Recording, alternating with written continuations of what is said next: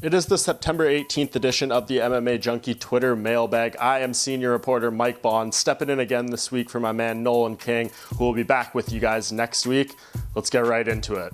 Question 1, the biggest news of the week. How well do you think Michael Chandler will do in the UFC after signing? Will he end up being like Justin Gaethje when he came over from WSOF, or like Will Brooks when he came over from Bellator? Well, what an interesting question. Of course, Michael Chandler, news breaks on Thursday that he has signed with the UFC. He has already been put as a backup for the UFC 254 title fight between Justin Gaethje, Khabib Nurmagomedov, the title unifier there.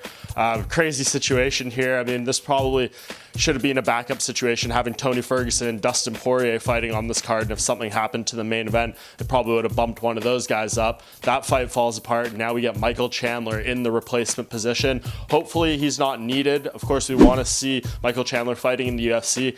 This isn't the entrance I'd like to see for him. I want to see Khabib and Gaethje unify that title. Michael Chandler, though, throw anything against the wall, throw a name against the wall, you're going to find a good fight for him. Lightweight is absurdly stacked. There's so many good guys in there. I don't think you can really go wrong with anyone. But how far can Chandler go in the UFC? Is he going to fall the way of Will Brooks? Is he going to go the way of Justin Gaethje, who could very well be the champion? I'm going to say somewhere in between. I don't know if Chandler's going to get his hands on that UFC belt. He is well past 30 years old at this point, closer to 35 than he is 30.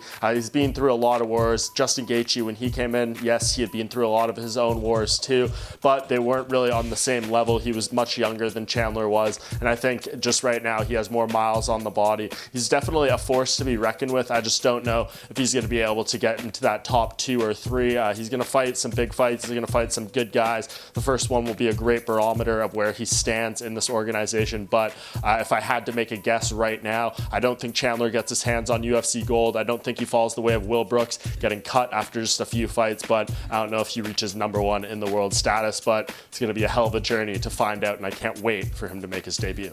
Question 2, Anthony Johnson is back in the USADA testing pool. Who should he fight in his UFC return?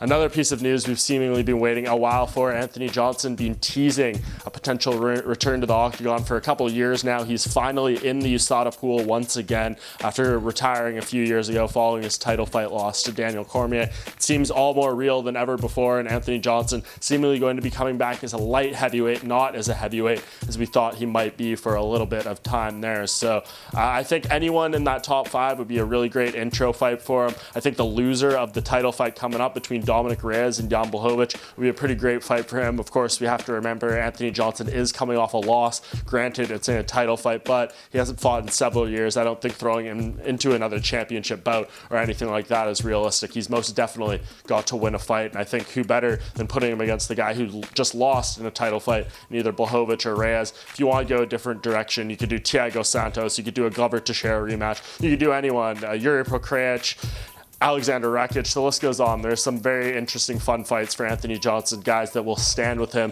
hopefully, and strike it out. So I think that would be a really great addition to this new 205 era post-John Jones. So Anthony Johnson, get on back soon. It seems like once he goes through the process, it'll probably be February or so until he's actually allowed to step back in the octagon.